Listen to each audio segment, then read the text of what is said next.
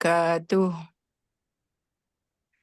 A'udzu billah, bismillah, alhamdulillah, wassalatu wassalamu ala rasulillah, wala hawla wala quwata illa billah, amma ba'd. Qala Allah ta'ala, a'udzu billahi minasyaitonir rajim, yarfa'illahu alladhina amanu minkum walladhina utul ilma darajat. Wa qala nabiyuna Muhammad sallallahu alaihi wasallam, man kharaja fi talabil ilmi fahuwa fi sabilillahi hatta yarji'. Al-hadits ayat kama qala nabiyuna Muhammad sallallahu alaihi wasallam.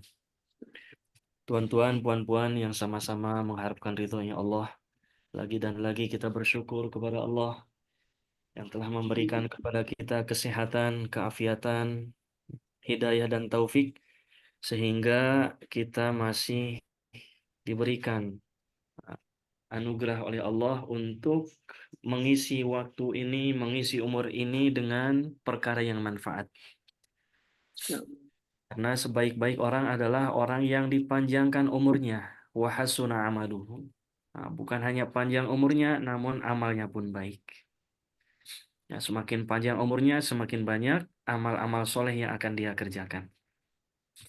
Dan salah satu kesempatan yang harus kita kerjakan adalah kita bagaimana berpikir agar amal kita, agar waktu kita berkualitas. Sekali beramal, namun pahalanya tanpa batas. Sekali kita beramal, namun pahalanya terus-terusan mengalir. Nah, kalau kita hanya mengandalkan sholat kita hanya 4 rakaat ditambah qobliyah 2 rakaat, selepas itu letih tak sholat, ya udah tak ada pahala lagi. Kita baca Quran paling kuat 1 juzuk, 2 juzuk, lepas itu capek kita tutup, dah tak ada pahala lagi. Tapi ada satu amalan-amalan yang ketika satu kali dikerjakan selama manfaatnya digunakan oleh saudara-saudara kita, digunakan oleh semua orang yang di sekitar kita, maka selama itu pula Allah bagi pahala kita terus-menerus mengalir. Salah satunya apa? Salah satunya adalah infak jariyah. Maka alhamdulillah saya dengan senang hati pertama mengucapkan terima kasih jazakumullahu khairan katsira. Terima kasih banyak kepada semua tuan-tuan puan-puan yang telah menyisihkan sebagian hartanya untuk pembinaan madrasah atau eh, ma'had. Nah, kalau di sini di Indonesia namanya pondok pesantren. Kalau di Malaysia ma'had, ma'had Nur Hasanah. Semoga infak yang telah diinfakkan menjadi amal jariah yang tidak akan terputus dan menjadi sumber keberkahan bagi sisa harta yang masih ada. Amin ya Allah ya Rabbal alamin. Amin ya rabbal alamin. Bismillahirrahmanirrahim. Ad-du'a'u qabla ad-darsi. Bismillahirrahmanirrahim. Nawaitu ta'alluma wa ta'lim wa tadhakkur wa tadhkir wa naf'a wal intifa' wal ifadata wal istifadah wal hatha ala tamassuki bi kitabillah wa sunnati rasulillah wa du'a ilal huda wa dalalata ala al-khair ibtigha'a wajhillahi wa mardatihi wa qurbihi wa thawabihi subhanahu wa ta'ala. Allahumma alhimna ilman nafqahu bihi awamiraka wa nawahiyak warzuqna fahman na'lamu bihi kaifa nunajika ya arhamar rahimin. Amin. Allahumma arzuqna fahman nabiyyin wa hifdzal mursalin wa ilhamal malaikatil muqarrabin bi Amin. rahmatika ya arhamar rahimin. Allahumma Amin. atimna binuril fahmi wa akhrijna min dhulumatil wahmi waftah lana abwaaba rahmatik wa anshur alaina hikmatak ya arhamar rahimin. Amin. Allahumma بما علمتنا وعلمنا ما ينفعنا وعلمنا ما لم نعلم ربنا زدنا علما نافعا وارزقنا فهما واسعا برحمتك يا أرحم الراحمين Amin ya rabbal alamin. أعوذ بالله من الشيطان الرجيم بسم الله الرحمن Bismillahirrahmanirrahim. الرحيم Alhamdulillahi rabbil alamin. Ar-Rahmanir Rahim. يا Maliki yaumiddin. Iyyaka na'budu wa iyyaka nasta'in. Ihdinas siratal mustaqim. Siratal ladzina an'amta 'alaihim ghairil maghdubi 'alaihim waladdallin. Amin. Amin. Amin. Afwan, harap para peserta, tuan-tuan puan-puan, mutekan audio dulu. Syukran, jazakallah khair.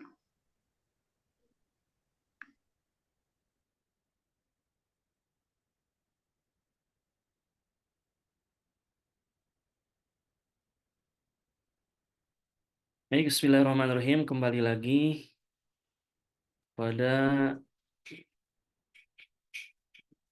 pengajian kita pekan lalu sampai kepada air dua kulah ya. Air dua kulah. Jadi dulu dalam ilmu fikih ulama membagi bahwa air itu ada air sedikit dan ada air banyak. Air sedikit adalah air yang kurang dari dua kulah. Ya, dua kulah ini menurut mazhab Syafi'i. Menurut mazhab kita, itu air yang sedikit ini adalah air yang kurang dari dua kulah. Kemudian air banyak ketika mencapai takaran dua kulah. Ya, menurut mazhab Syafi'i. Lalu dua kulah itu berapa? Kita mengulang bahwa dua kulah ini ma waznuhu khamsumi'ati ritlin Baghdadiyin. Kurang lebih 500 ritel takaran Baghdad. Kalau takaran orang-orang Tarim di Yaman sana kurang lebih 565 ritel.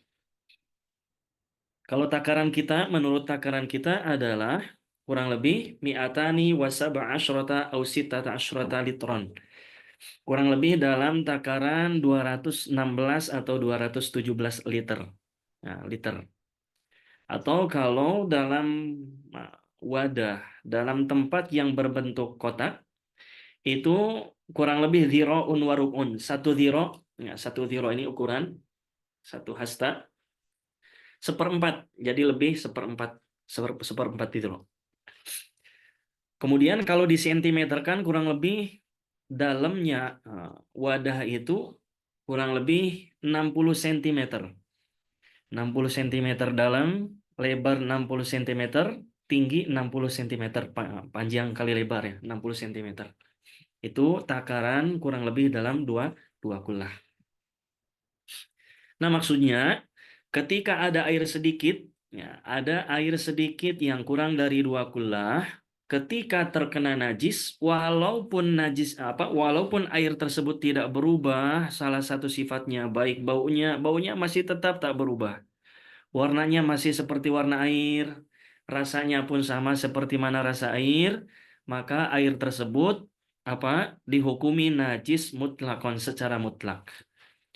Namun ketika air itu banyak, ketika air mencapai takaran dua kulah atau lebih, ketika terkena najis, maka air tersebut tetap hukumnya suci dan mensucikan, tidak menjadi najis, illa kecuali idza taghayyara, apabila berubah salah satu sifatnya, baik baunya, rasanya, warnanya dan sebagainya. Oke. Kemudian masail, ada masalah-masalah filma ilmu tanajis, ada permasalahan-permasalahan di dalam air yang terkena najis. Masalah yang pertama, idza kanal ma'u katsiran, apabila airnya banyak. Banyak di sini berarti kullatani fa aktsara. Apabila airnya mencapai dua kulah atau lebih. Boleh dua kulah pas atau lebih. Berarti air itu air banyak. Apabila ada air banyak, wa waqa'at fihi najasatun, kemudian masuk ke dalam air tersebut najis. Entah najisnya kotoran cecak, entah apa. Yang penting najis masuk ke dalam air tersebut. Walakin syakakna, tapi dengan kejadian tersebut kita ragu, tak yakin, ragu, ya. Ragu hal tagoyyara amla, apakah dengan sebab masuknya najis ke dalam air yang banyak tersebut merubah airnya, merubah salah satu sifatnya atau baunya atau rasanya, kita ragu ini berubah atau tidak. Dalam keadaan ragu seperti itu, fahal tajuzut toharatu bihi, apakah boleh bersuci menggunakan air tersebut? Maka jawabnya na'am. Jawabnya boleh. Tajuzut toharatu bihi, boleh kita menggunakan untuk bersuci dengan air tersebut. Kenapa? Li'annal asla fihi at-toharatu, karena hukum asalnya di dalam air tersebut adalah suci. Ada kaidah dalam fikih ini, al aslu baqa'u makana ala makana. Jadi hukum asalnya ketika ragu ya dikembalikan kepada hukum asalnya. Seperti air hukum asalnya suci. Kemudian kita ragu apakah air ini berubah dengan sebab terkena najis atau tidak, maka kita masih boleh menggunakan air tersebut. Kenapa? Karena hukum asal air tersebut adalah suci. Ya. Seperti mana, Pak? Seperti ketika dalam keadaan suci. Ya, dalam keadaan suci kita punya wudhu dalam keadaan suci, bersih dari hadas kecil, kemudian ragu, saya sudah terkentut atau belum? Sudah terkentut atau belum? Bagaimana? Hukumnya bagaimana? Kita berarti wudhunya belum batal dan belum terkentut. Kenapa? Karena hukum asalnya kita mempunyai wudhu. Karena dalam usul fiqh ini, al-aslu baqa'u makana ala makana. Masalah yang kedua, idza kana al-ma'u katsiran. Apabila kita dapati ada air banyak. Sekali lagi, air banyak itu air yang mencapai takaran 2 kullah atau lebih. Ya. Wa taghayyara, kemudian berubah. Air yang sudah banyak itu, yang banyak itu berubah salah satu sifatnya, entah warnanya berubah, yang tadinya jernih, bening, yang tadinya transparan menjadi berubah hijau kah, atau baunya yang tadinya tak ada baunya berubah menjadi ada baunya. Walakin syakakna, akan tetapi kita ragu. Ya, kita ragu halit tagoyyuru, apakah perubahan air tersebut bitohirin dengan perkara yang suci, berubahnya dengan teh kah, dengan kopi kah, ambinajasin, atau berubah warnanya, berubah salah satu sifatnya itu dengan salah satu, dengan apa? Dengan najis. Fama hukmuhu. Jadi sekarang kita ragu, perkara yang masuk ke dalam air tersebut, apakah perkara yang suci atau perkara yang najis? Ya. Bagaimana? Nah, maka jawabnya, nahkumu bitoharatihi. Ketika kita ragu yang masuk ke dalam air tersebut apakah suci atau najis, kita hukumi bahwa air tersebut masih suci. Kenapa? Li'annal asla fil ma'i at-taharatu. Karena hukum asalnya air adalah suci. Kemudian masalah yang ketiga. Masalah yang ketiga, idza kana al-ma'u katsiran. Apabila airnya banyak. Nah, banyak 2 kullah atau lebih. Wa taghayyara binajasin. Kemudian air yang banyak ini, kasus yang ketiga, berubah salah satu sifatnya dengan sebab najis. Ya, dengan sebab najis 2 kullah lebih. Kemudian berubah warnanya jadi hijau kah? Atau baunya menjadi bau? Atau rasanya menjadi pahit, kecut, dan sebagainya. Thumma ba'da fatratin, kemudian setelah beberapa lama, 1 bulan, 2 bulan, 1 tahun mungkin air tersebut, kita ragu, syakakna, kita ragu, hal zalat taghayyuru amla, apakah perubahan pada air tersebut sudah hilang atau tidak? Karena salah satu cara mensucikan air banyak adalah nanti berubah dengan dirinya sendiri. Nah, berubah dengan hilang salah satu sifatnya, dengan dengan kembali salah satu sifatnya, bukan salah satu, semua sifat air itu kembali. Contoh, misalkan ada air 2 kullah lebih, kemudian air tersebut terkena najis dan berubah. Kemudian setelah beberapa tahun air tersebut tetap 2 kullah lebih. Dan hilang sifat-sifat najis itu, yang tadinya hijau berubah lagi menjadi bening, yang tadinya bau berubah lagi menjadi tidak bau, dalam artian kembali lagi sifat-sifat air yang tadinya hilang karena terkena najis.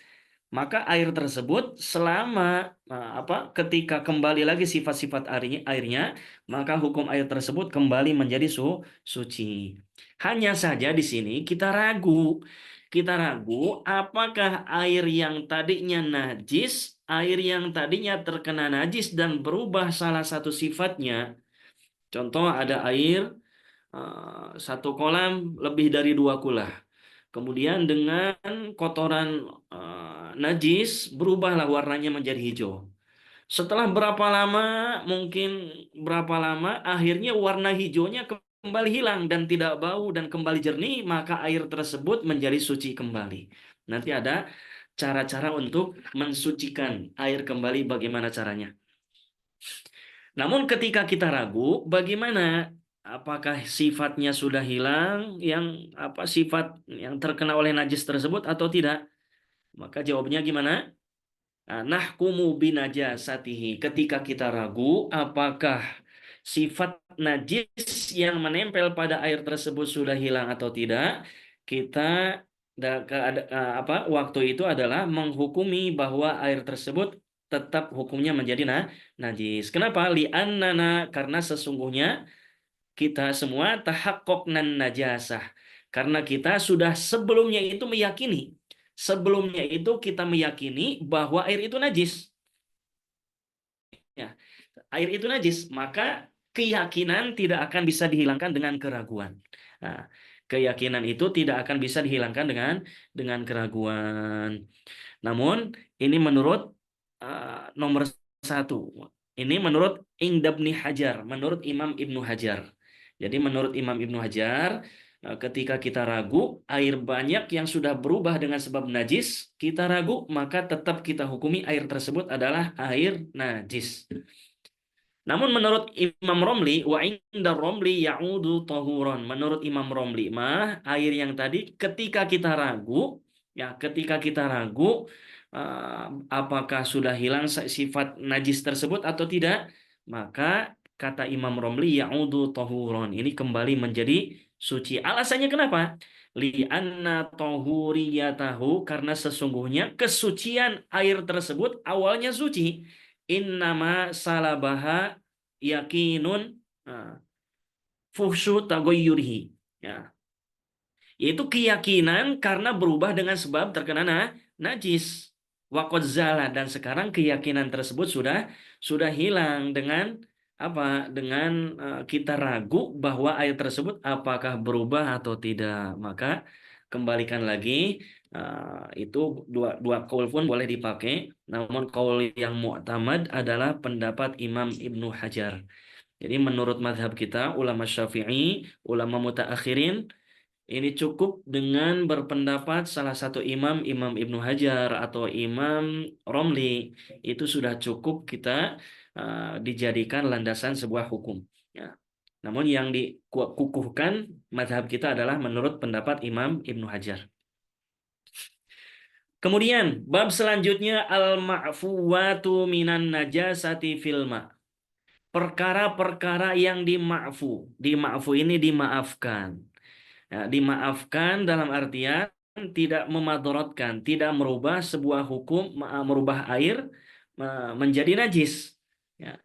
Perkara yang dima'fu atau yang dimaafkan dari najis ketika terjatuh ke air tersebut tidak berubah menjadi najis, tapi tetap boleh dipakai suci dan mensucikan. Najis apakah yang dima'fu, yang dimaafkan?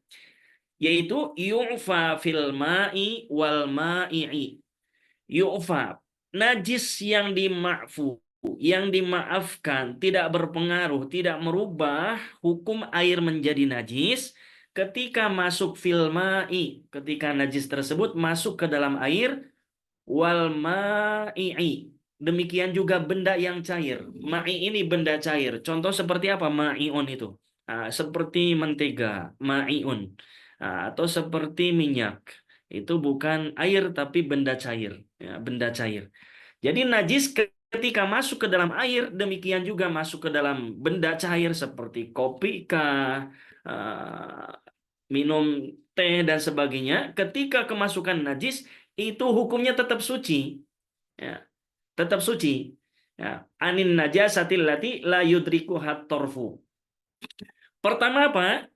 Yang dima'fu adalah najis yang tak terlihat oleh kasat mata, oleh mata zahir kita.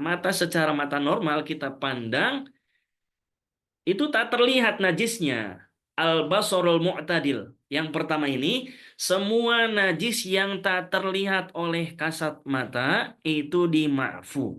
Contoh, di Indonesia ini, di sini, dekat dengan Ma'had juga, itu ternyata ada kandang-kandang ayam atau kandang rumah ayam, kandang, di sini namanya tuh kandang ayam. Itu otomatis ketika kotoran-kotoran ayam tuh bertumpuk sudah kering, ketika angin bertiup, ada kotoran-kotoran yang terbawa oleh angin. Ada angin itu otomatis kalau kita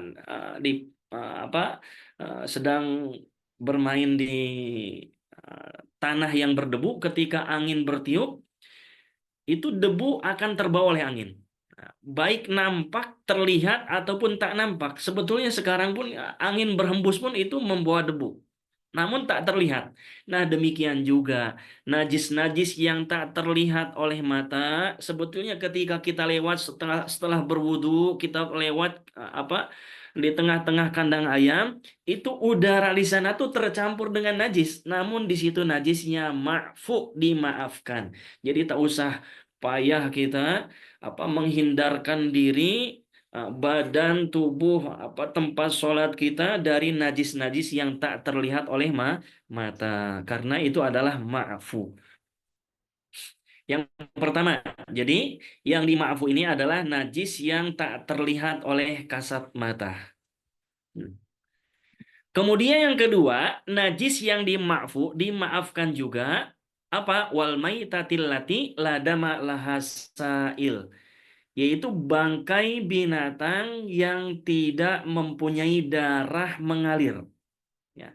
Jadi ketika ada bangkai masuk ke dalam air, masuk ke dalam kopi, ya, itu tidak menjadikan air tersebut menjadi najis. Kapan? Ketika kemasukan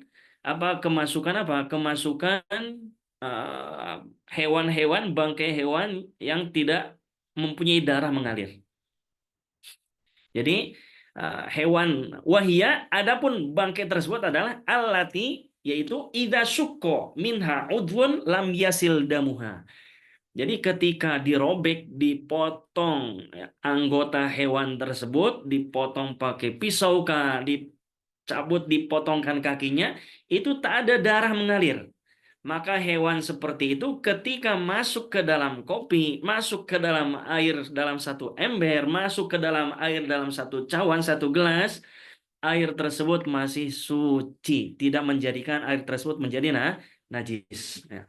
Seperti apa? Kadzubabi, seperti lalat. Ya, lalat itu kalau dipotong itu tak ada darahnya. Lalat ketika masuk ke dalam kopi, tak usah dibuang kopinya. Karena dalam satu lalat nanti ada adab-adabnya, ketika lalat masuk ke dalam minuman, itu jangan dibuang kopinya.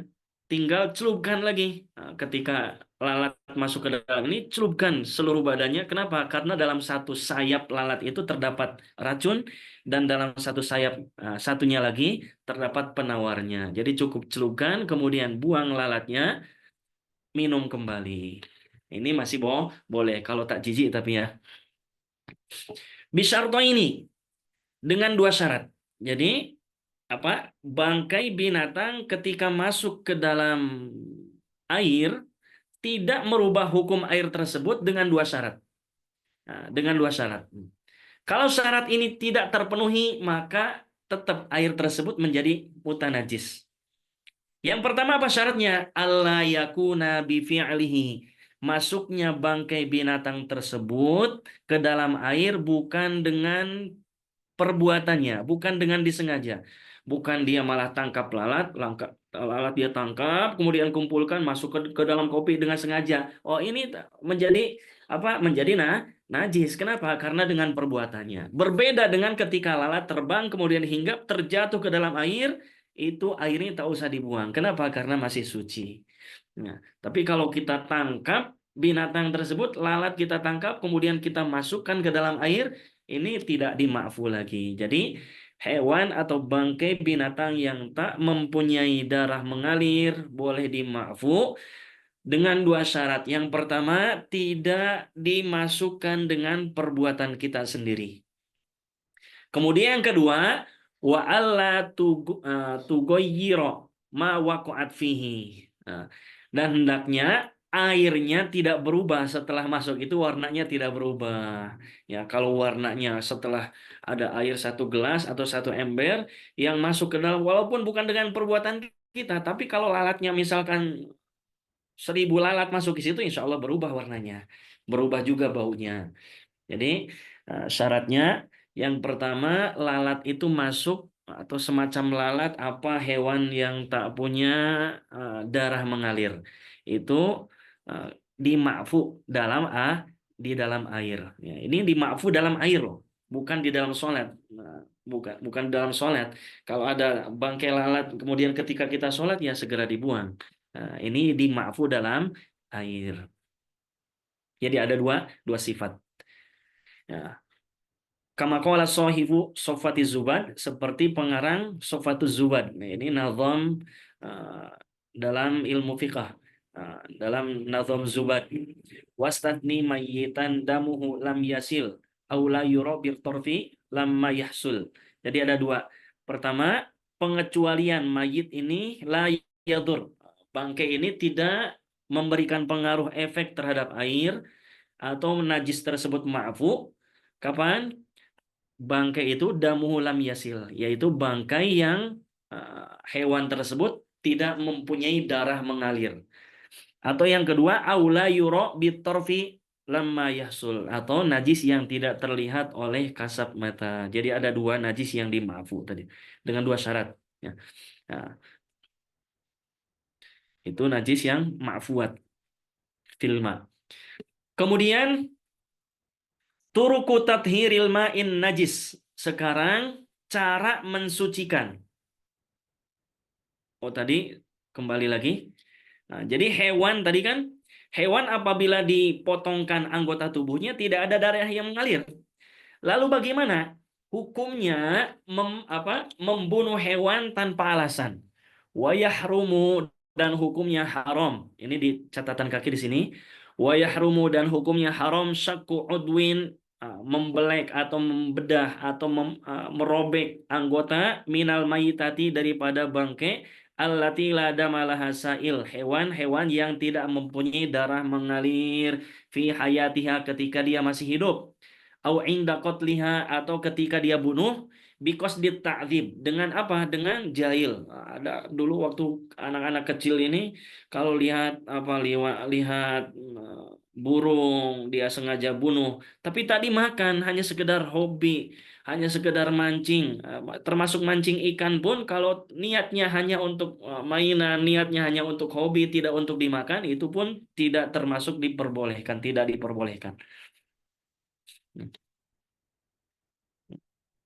Kemudian turuku tathhiril ma'in najis. Cara mensucikan air mutanajis. Nah, bagaimana? Jadi ketika ada air mutanajis, supaya air tersebut boleh kembali menjadi suci, bagaimana caranya? Yakunu tadhiruhu bi thalathi turukin.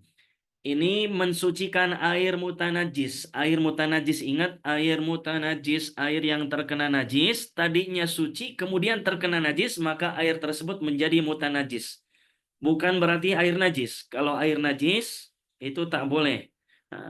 Yakunu tathiruhu bi thalathi turukin. Ini cara mensucikan air yang terkena najis ini ada 3 cara, 3 metode, 3 kaifiyah. Yang pertama apa? Ayat huro binafsihi, air yang terkena najis tersebut akan kembali menjadi suci binafsihi, dengan dirinya sendiri, tanpa kita buat apapun. Dia akan suci, kembali menjadi suci dengan dirinya sendiri. Ai yazulat tagoyyuru, maksudnya apa? Kok suci dengan diri sendiri? Yaitu dengan hilangnya perubahan. Perubahan, tadinya ada air, kemudian terkena najis, berubah airnya jadi hijau. Otomatis, walaupun air itu banyak, ketika berubah dengan salah satu sifatnya dengan sebab najis, maka air banyak itu menjadi mutanajis. Karena bitulil makfi, dengan lamanya dia tergenang, lama-kelamaan, akhirnya perubahan yang tadinya hijau hilang, menjadi jernih kembali. Wadaka idza kana kullataini fa aktsar. Dan ini kasusnya kapan? Kasusnya ini ketika airnya mencapai 2 kullah. Kalau airnya kurang dari 2 kullah, maka apa? Maka ini apa? Air tersebut tetap, walaupun hilang hilang sifat najisnya tersebut, tetap najis. Kemudian yang kedua, ayat huro biidhafatil ma'i alaih, yaitu suci biidhafatil ma'i alaih. Suci dengan apa? Dengan menambahkan idhofah di sini, biidhafatil ma'i alaihi. Air yang terkena najis tersebut akan kembali suci dengan ditambahkan air mutlak, air suci. Wa yakunu ba'da dzalika kullataini fa aktsar. Contoh, ada air 1 ember. Ya.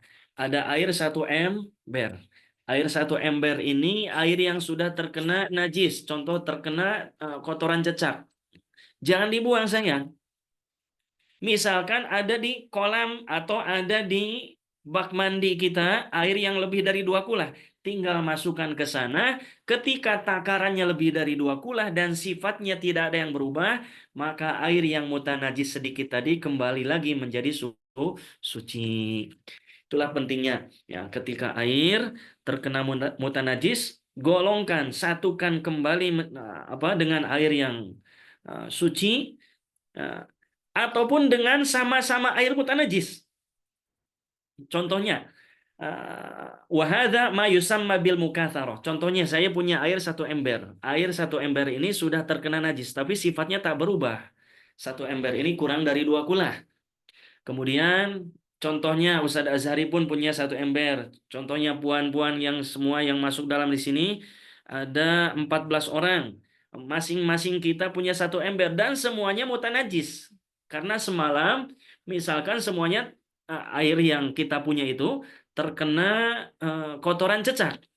Kemudian kita semua keluarkan kotoran cecak tersebut. Ya, tetap air tersebut air mutanajis walaupun rasanya tetap rasa air, warnanya tetap tidak berubah, baunya pun tidak berubah. Bagaimana cara mensucikannya? Kita gabungkan 14 ember ini dalam satu tempat. Setelah digabungkan ternyata mencapai takaran dua kulah lebih.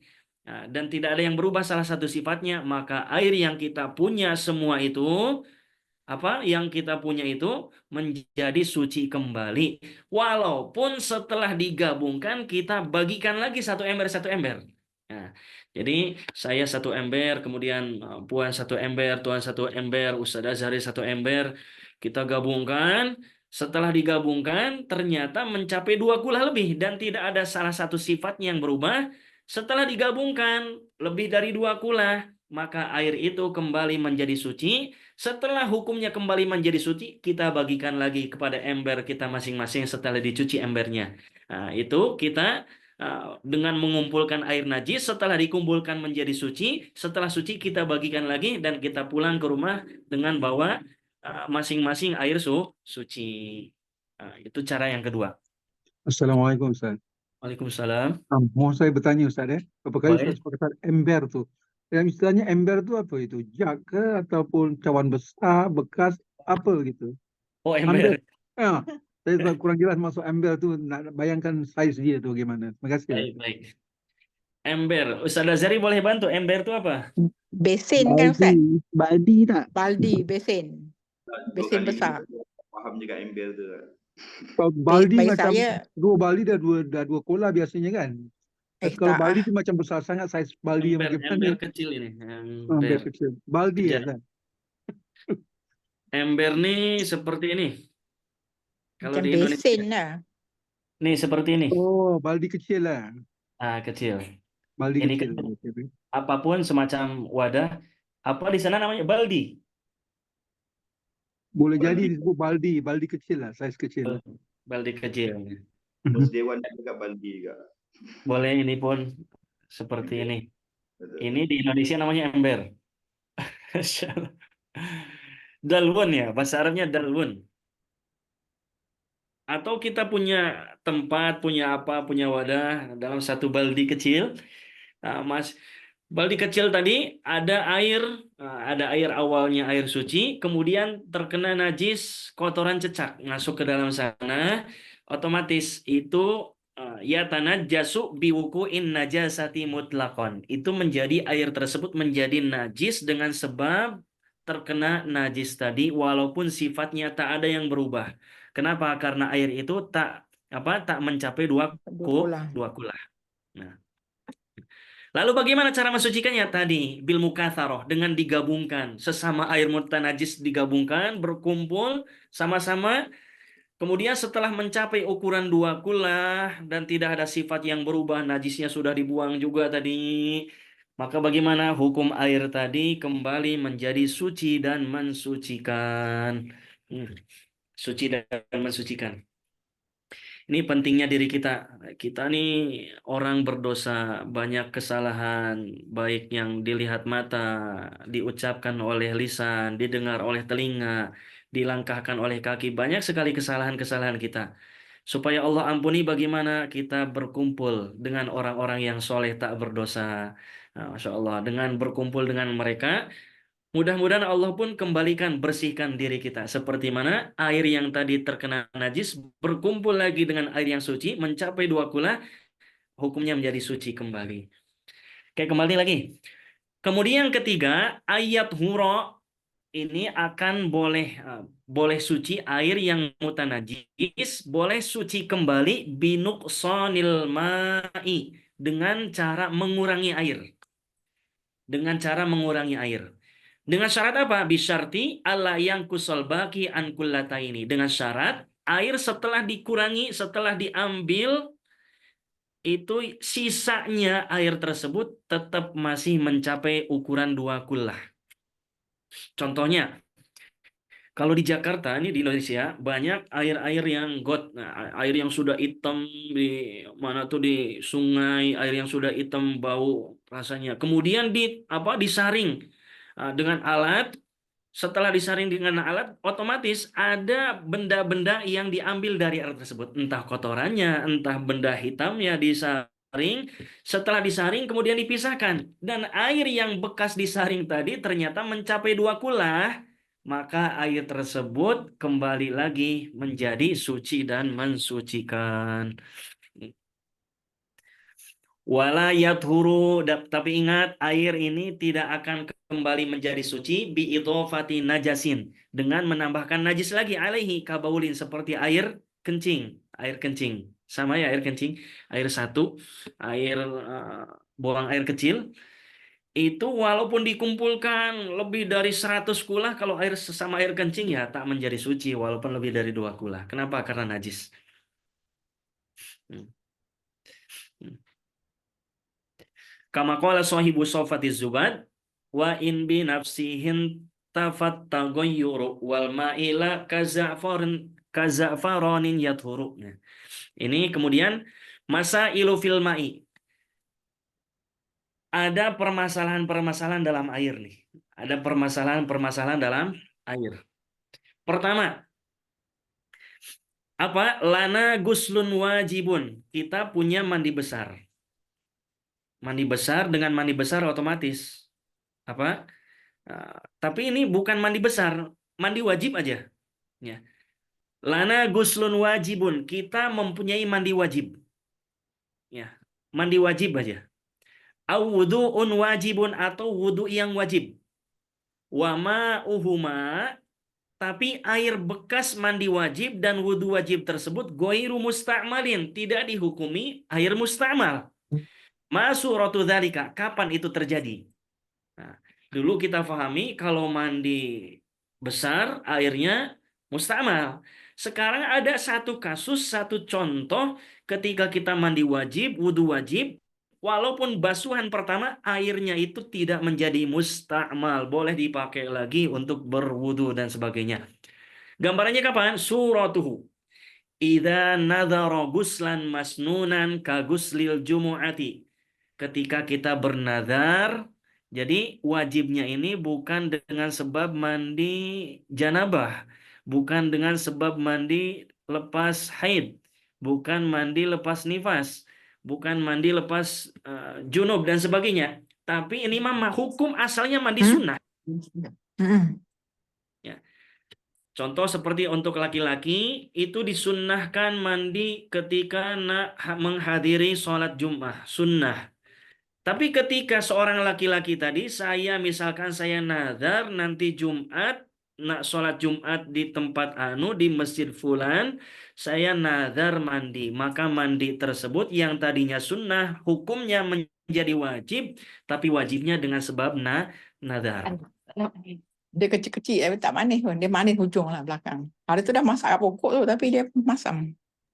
Doktor Hasna harap off audio. Insyaallah. Baik ya, kembali lagi. Tadi mandi sunnah ketika dinazarkan, maka mandi sunnah tersebut hukumnya menjadi wajib. Tapi wajibnya ini arid, wajibnya ini dengan perkara yang baru, bukan hukum asalnya wajib. Maka ketika mandi Jumat dinazarkan, hukum mandi tersebut hukumnya menjadi wajib, dan air selepas dipakai untuk mandi nazar itu tidak menjadi mustakmal. Au tajdidil wudu. Au tajdidil wudu. Ya. Tajdidul wudu ini apa? Memperbaharui wudu. Jadi hukum memperbaharui wudu ini hukumnya sunnah. Hukumnya sunnah kapan? Ketika wudhu yang pertama ini sudah dipakai untuk sholat atau untuk hadir majlis Contohnya seperti apa? Contohnya ketika kita berangkat ke masjid, kemudian dari rumah kita sudah berwudhu. Nawaitul wudhu. Setelah wudhu berangkat sholat maghrib. Selepas maghrib kita i'tikaf di masjid menunggu isya. Tadi wudhu yang tadi kita kerjakan di rumah sudah dipakai untuk sholat maghrib. Walaupun kita belum batal, belum terkentut, belum bersentuhan kulit, belum tidur, dan sebagainya, belum hilang akal, itu wudhu yang tadi masih boleh digunakan untuk sholat isya. Wudhu yang tadi masih boleh digunakan sholat isya. Tapi kita disunnahkan untuk tajdidul wudhu. Walaupun wudhu kita belum batal, kita disunnahkan wudhu kembali. Ketika wudhu yang tadi sudah dipakai. Tapi ketika wudhunya belum dipakai, jangan tajdidul wudhu. Mubazir ini. Tak boleh. Bahkan ulama ada yang memakruhkan, ada juga yang mengharamkan. Ya, sudah wudhu sekarang berangkat maghrib. Wudhu yang ini belum dipakai buat baca Quran, belum dipakai untuk hadir majelis ilmu, belum dipakai untuk sholat, dan sebagainya. Kemudian kita malah wudhu lagi di sana. Ini mubazir, wudhu yang tadi belum dipakai. Jadi tajdidul wudhu ini ketika wudhu yang pertama tadi sudah digunakan untuk ibadah. Nah, hukum tajdidul wudhu ini adalah hukumnya sunnah. Kenapa? Karena tadi tidak menghilangkan hadas. Ya, seperti mandi Jumat tadi tak menghilangkan hadas. Tajdidul wudhu pun tidak menghilangkan hadas. Tapi ketika tajdidul wudhu dinazarkan, maka hukum tajdidul wudhu yang tadinya sunnah menjadi wajib. Dengan sebab apa? Dengan sebab nazar. Maka air yang sudah dipakai untuk wudhu tajdidul wudhu yang dinazarkan, mandi Jumat yang dinazarkan, itu airnya tersebut ma'uhuma, air keduanya goiru musta'malin. Keduanya tersebut walaupun kita ambil, apalagi kita masukkan ke wadah lagi kemudian dipakai untuk wudhu selanjutnya, itu masih boleh. Kenapa? Li'annahuma, karena sesungguhnya mandi Jumat demikian juga tajdidul wudhu, memperbaharui wudhu, lam yarfa'a, keduanya tidak menghilangkan, mengangkat al-hadatsa hadas. Wa wujubuhuma, dan kewajiban mandi Jumat dan tajdidul wudhu itu aridun, itu perkara baru.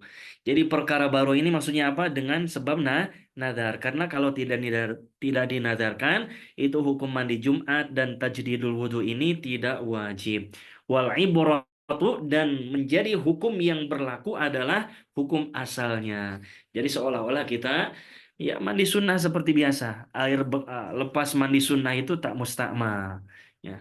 Tidak mustahmal. Hukumnya masih tohirun, mutohirun. Masih suci dan bisa mensucikan. Boleh mensucikan. Kemudian selanjutnya. Lana ma'un mutanajjisun. Kita mempunyai air yang terkena najis. Fi awanin muta'addidatin, dalam beberapa wadah, dalam beberapa baldi. Dalam beberapa baldi kecil. Kemudian jama'naha fi ina'in wahidin. Kemudian setelah itu kita kumpulkan dalam satu wadah, dalam satu baldi besar. Ya, fama hukmu hadzal ma, maka apa hukumnya air yang setelah kita kumpulkan ini? Hukumnya apa?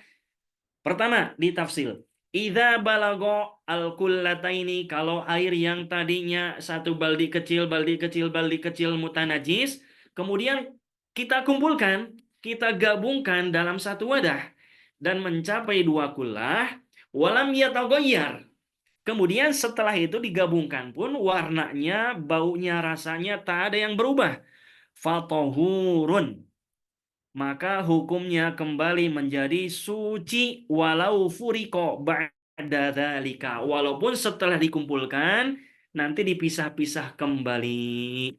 Tadi gambarannya seperti mana tadi? Saya punya satu baldi kecil, misalkan ya Ustadz Azhari punya satu baldi kecil, kemudian dokter punya satu baldi kecil, yang satu, semua masing-masing anggota kita di sini ada 15 orang punya satu ember baldi kecil dan semuanya mutanajis. Semuanya mutanajis. Namun tidak berubah salah satu sifatnya. Nah, itu mutanajis. Nah, kita kumpul, kemudian gabungkan air yang baldi-baldi yang kita miliki, gabungkan dalam satu tempat dengan syarat tidak berubah dan mencapai 2 kullah, maka hukum air yang kita miliki kembali menjadi suci dan mensucikan. Setelah dikumpulkan suci dan mensucikan, kita bagikan lagi sesuai jatah kita masing-masing. Itu tetap suci mensucikan. Wa illa, kalau ada perubahan walaupun setelah digabungkan namun tetap ada perubahan, fala yathur, maka tidak suci. Atau tak ada perubahan, cuma 2 baldi setelah digabungkan tak ada perubahan namun tetap ukurannya kurang dari 2 kullah, itu pun tetap tidak tohir, tidak suci.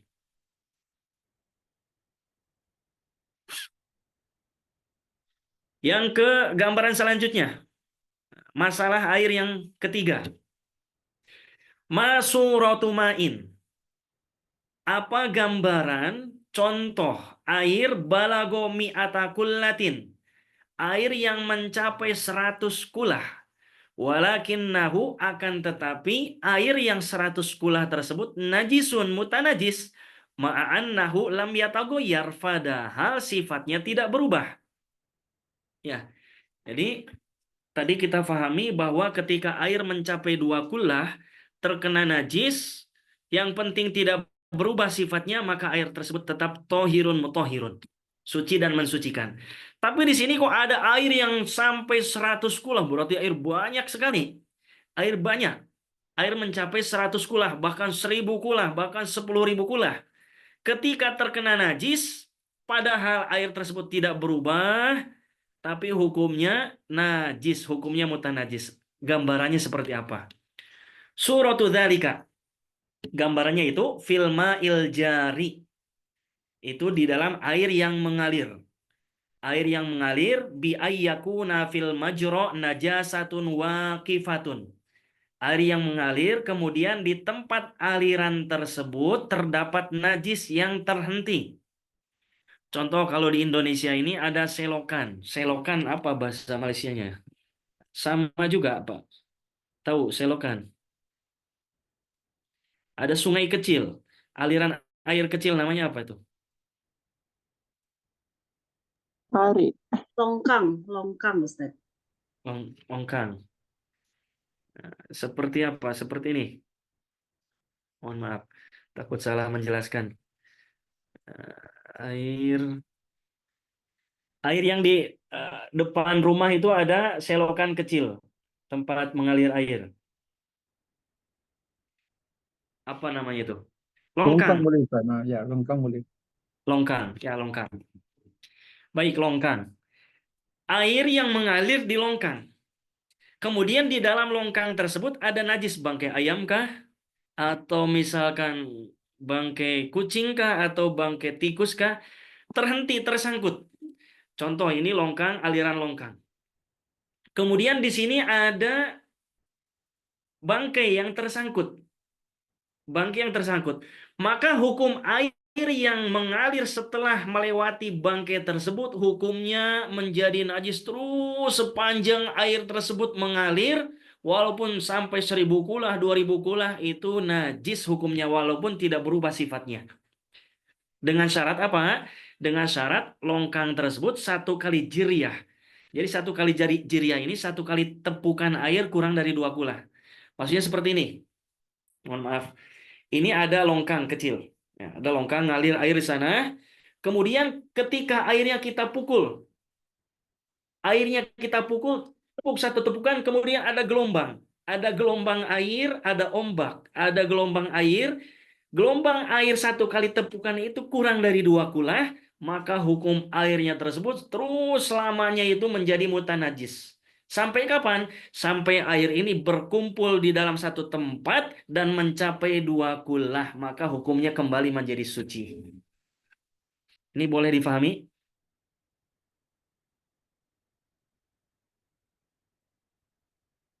Air yang gambaran ini boleh difahami? Ada yang belum paham boleh ditanyakan. Jadi sekali lagi, air dalam longkang itu kan menyatu, semua ngalir. Dari hulu sampai ke terakhir itu 1 aliran. 1 aliran. Ketika kita takar, itu otomatis longkang tersebut airnya lebih dari 2 kulah. Bisa ratusan kulah, bahkan sampai ribuan kulah. Namun ketika air longkang tersebut mengalir dan melewati ada bangkai yang tersangkut, ada bangkai ayam di sana tersangkut, maka hukum air yang mengalir setelah bangkai itu hukumnya mutanajis, najis semuanya, terus ke sana. Kapan? Ketika kita tepuk air yang melewat ke sini, ketika kita tepuk 1 jiryah atau 1 gelombang itu kurang dari 2 kulah. Maka hukum air tersebut semuanya menjadi mutanajis, walaupun rasanya, baunya, dan warnanya tidak berubah. Kapan kembali menjadi suci? Ketika longkang itu sampai bertemu dengan kolam, dan di kolam itu berkumpul air yang longkang tadi yang melewati najis, berkumpul dan takarannya mencapai 2 kulah atau lebih, maka hukumnya kembali menjadi suci dan mensucikan. Nah, ini hukum air yang ketika mencapai 2 kulah, mencapai ratusan kulah, namun hukumnya tetap najis. Gambaran yang keempat. Yang terakhir, gambaran yang keempat. Masuratu ma'aini. Apa gambaran ada 2 wadah air? Yasihut tatahhuru bihima. Kita boleh bersuci menggunakan air tersebut infirodan, secara sendiri-sendiri. Lajtimaan, tapi ketika kita gabungkan, hukum air tersebut menjadi tidak boleh digunakan untuk bersuci. Bagaimana gambarannya? Gambarannya adalah, nanti saya gambarkan supaya tertasawur.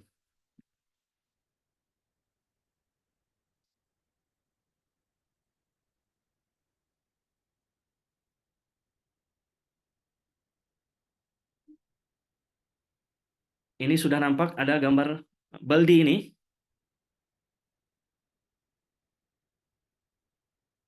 Ada terlihat ke sana? Nampak.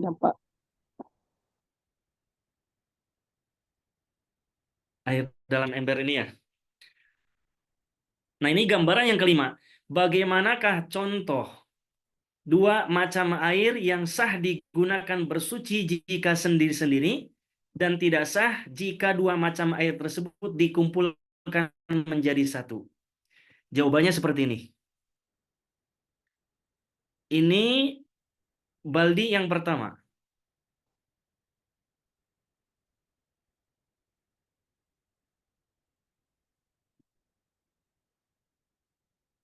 Baldi yang pertama ini diisi dengan air mutlak.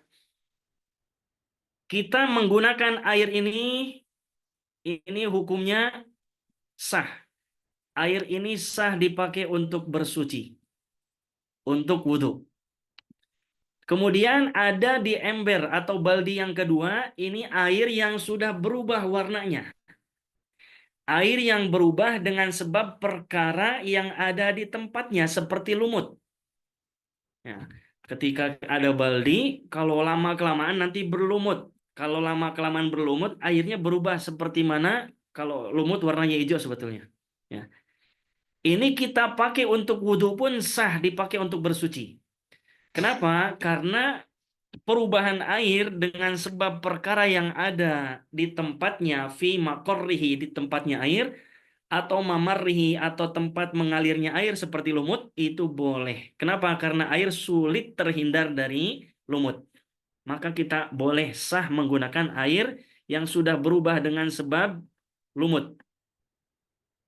Namun ketika dua ember ini, dua baldi ini digabungkan, air mutlak digabungkan dengan air yang sudah berubah dengan air lumut, kita pindah ke ember ketiga. Ini baldi ketiga. Ini adalah air mutlak dicampur dengan air yang berubah dengan sebab perkara yang ada di tempatnya seperti lumut. Ketika dua baldi tadi digabungkan, hukumnya menjadi tidak sah. Hukumnya menjadi tidak sah dipakai. Logikanya seperti ini. Namun ini menurut Imam Romli ya, menurut Imam Romli. Logikanya seperti ini. Ketika ada air jernih, kemudian kita masukkan air teh, kemudian berubah dengan perkara yang suci, maka hukum air tersebut menjadi air mutaghayyir. Hukum air tersebut menjadi air mutaghayyir, air yang berubah dengan salah satu yang perkara yang suci. Dia tohirun, suci, tapi ghairu mutatahhirin, namun tidak bisa mensucikan. Nah, demikian juga air ini kan ada air mutlak. Air mutlak boleh dipakai untuk bersuci. Kemudian ada air yang sudah berubah warnanya dengan sebab lumut. Ketika kita gabungkan menjadi satu baldi, maka hukumnya sama saja ketika kita seolah-olah mencemplungkan, memasukkan lumut ke dalam air tersebut sehingga berubah. Ketika air mutlak digabungkan dengan air yang sudah tercampur dengan lumut, maka ketika digabungkan itu menjadi tidak boleh dipakai untuk bersuci. Padahal kalau dipakai untuk secara tersendiri sendiri itu hukumnya sah-sah saja. Wallahu a'lam bishawab. Sampai di sini ada yang ditanyakan. Namun ini pendapat Imam Romli ya, pendapat Imam Romli rahimahullah. Hal ini menurut pendapat Imam Romli rahimahullah. Sedangkan menurut Imam Ibnu Hajar itu diperbolehkan menggunakan air yang sudah dicampur dengan air yang sudah berubah berubah dengan lumut tadi. Sampai di sini ada yang tanyakan lagi?